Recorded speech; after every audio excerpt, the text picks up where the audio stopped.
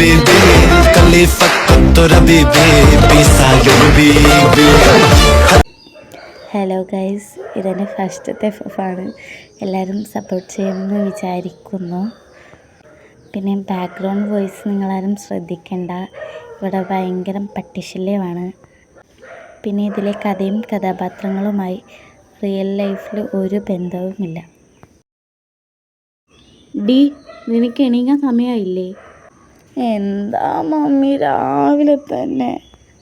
ഞാനൊരു 5 മിനിറ്റും കൂടി കിടക്കട്ടെ പ്ലീസ്. ഡി, നീ കഴിഞ്ഞ 1 മണിക്കൂറായി ഇതന്നെയല്ലേ പറയുന്നത്? മമ്മി പ്ലീസ്, നീ എന്തെങ്കിലും ചെയ്.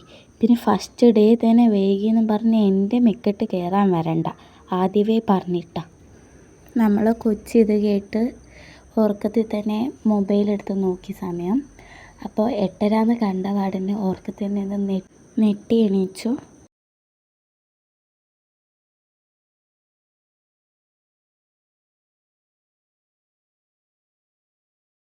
അയ്യോ, സമയം ഇത്രയും ആയോ? 9:30 ഓഫീസ് ടൈം. ഞാൻ അതിഥി ദേവ്, 27 വയസ്സ്. ഇന്നെൻ്റെ ഫസ്റ്റ് ഡേ ഓഫീസിൽ. ഇതെൻ്റെ മമ്മി ഹോബി, ആളൊരു പാവമാണ് കേട്ടോ.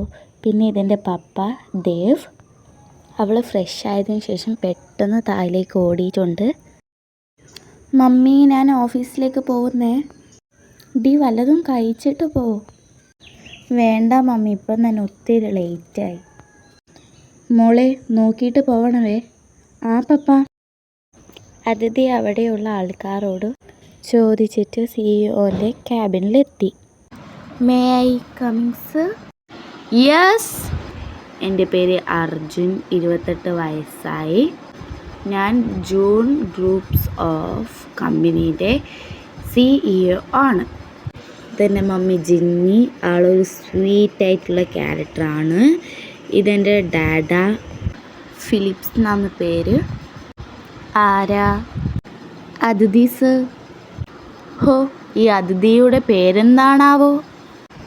എൻ്റെ പേരാ പറഞ്ഞത്, അതിഥിന്ന്. ഹോ, ഈ അതിഥി ഇവിടെ വന്നതിൻ്റെ ഉദ്ദേശം എന്താണാവോ?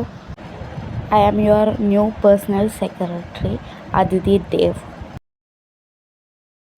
മമ്മി, വല്ലതും കഴിക്കാനെടുത്തേ. നീ ആദ്യം പോയി ഫ്രഷ് ആയിട്ട് വാ കൊച്ചേ.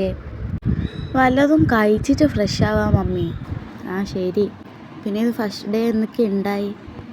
മമ്മി, ഓഫീസിലത്തെ കാര്യമൊന്നും പറയാത്തതാണ് നല്ലത്.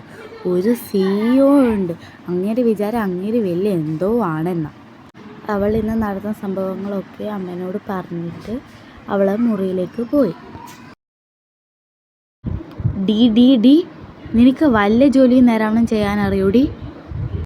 ഡോ, CEO എന്ന് വിചാരിച്ചിട്ട് ഇത്ര അഹങ്കാരം പാടില്ല കേട്ടോ. ഞാൻ ചെയ്ത ജോലിയിൽ എന്താ തെറ്റ്?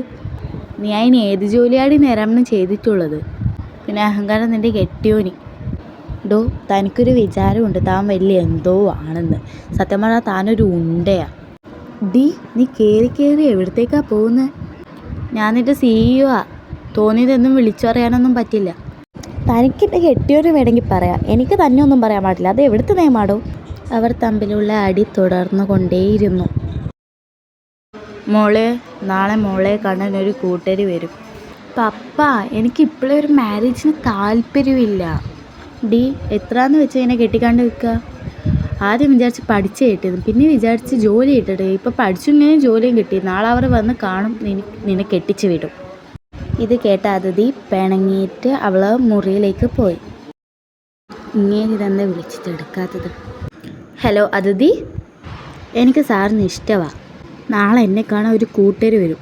അവരാമിച്ച് കണ്ട് എൻ്റെ കല്യാണം ഉറപ്പിച്ച് ഞാൻ സാറിൻ്റെ പേര് എഴുതി വെച്ച് തൂങ്ങിച്ചാവും. എന്തോന്നല്ല തൻ്റെ തല. ഡി, നീ ചാവുന്നതിന് എൻ്റെ പേരെന്തിനാണ് എഴുതി വെക്കുന്നത്? അങ്ങനെ അവരോട് സംസാരം തുടർന്നു പോയി. രാവിലെ ആയപ്പോൾ ഹോബി വന്ന് അതിഥീനെ എണീപ്പിച്ച് ഒരുക്കി നിർത്തി. അപ്പോഴേക്കും ആൾക്കാർ വന്നിട്ടുണ്ട് ഗൈസ്. എടാ, യാത്രയൊക്കെ എങ്ങനെ ഉണ്ടായിരുന്നു? സുഖമാണോ? ആടാ, യാത്രയൊക്കെ സുഖമായിരുന്നു. ഞാൻ മോളെ വിളിക്കാം. ഹോബി, മോളെ ഇങ്ങോട്ട് അയക്ക്. തൊട്ട പൗർണമി തൊട്ട് തൊട്ട് നിൽക്കവേ പൂത്തുലഞ്ഞു നിന്നോ താരകൾ. തൊട്ട പൗർണമി തൊട്ട് തൊട്ട് നിൽക്കവേ മോളെ അതിഥി, നീ ചെക്കൻ്റെ മുഖത്തേക്ക്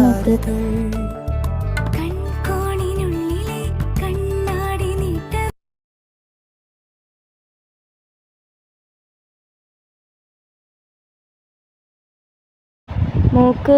മോന് ഇഷ്ടപ്പെട്ടോ? ആ അങ്കിൾ. മോൻക്ക് മോൾ ഇഷ്ടപ്പെട്ടോ? ആ അങ്കിൾ. അങ്ങനെ ഒരാഴ്ചക്ക് ശേഷം ഇപ്പോൾ അർജുൻ്റെയും അതിഥിൻ്റെയും മാരേജ് ഡേ ആണ് കേട്ടോ.